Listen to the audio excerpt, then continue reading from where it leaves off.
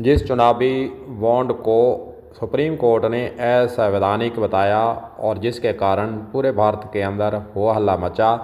BJP के नेता कह रहे हैं हम सत्ता में आए तो चुनावी बॉन्ड फिर लाएंगे।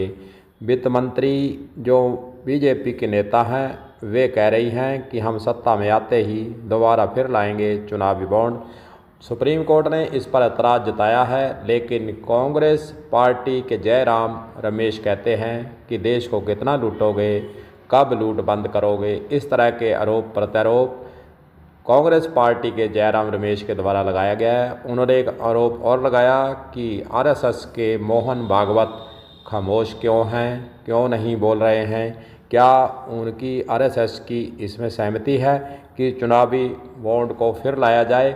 इस प्रकार से अब नए सिरे से पूरे देश के अंदर चर्चा छिड़ चुकी है कि बीजेपी पार्टी आखिर क्या दिखाना चाहती है, चुनावी बॉन्ड क्यों लाना चाहती है।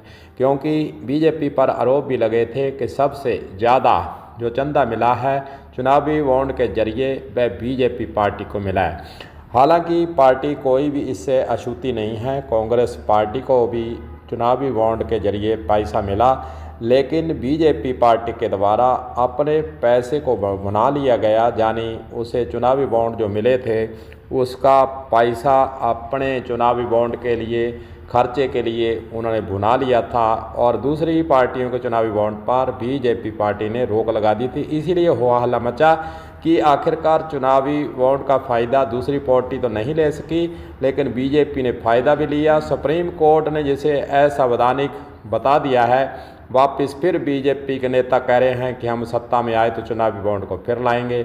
और मोहन भागवत के खामोश रहने और चुनावी बॉन्ड पर जयराम रमेश जो कि कांग्रेस के लीडर हैं उसने और क्या क्या कहा है वह भी आपको बताते हैं।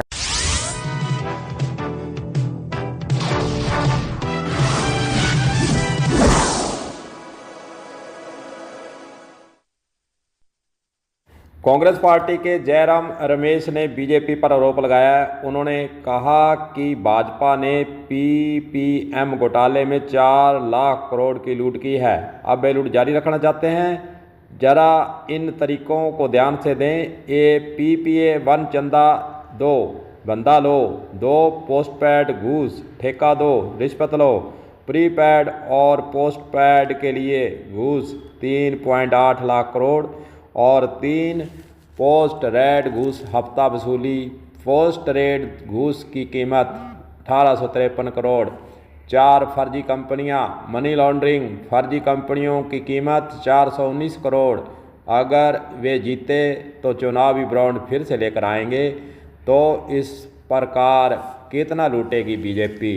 आरएसएस के मोहन भागवत पर जो कपिल सिब्बल ने आरोप लगाया है वे क्या कह रहे हैं कि मैं निर्मला सीतारमण का सम्मान करता हूं।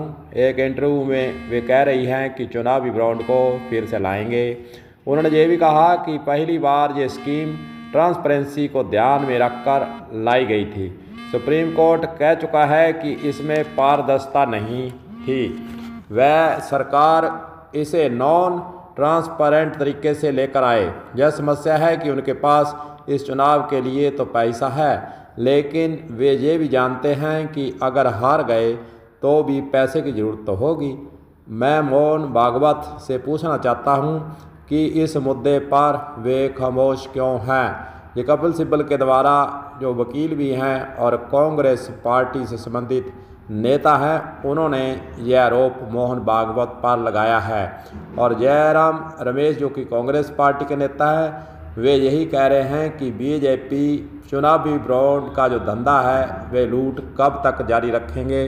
देखते हैं आगे सत्ता में कौन आता है। अभी तो चुनाव चल रहे हैं, 4 जून को पता चलेगा कि किसकी बनेगी सरकार।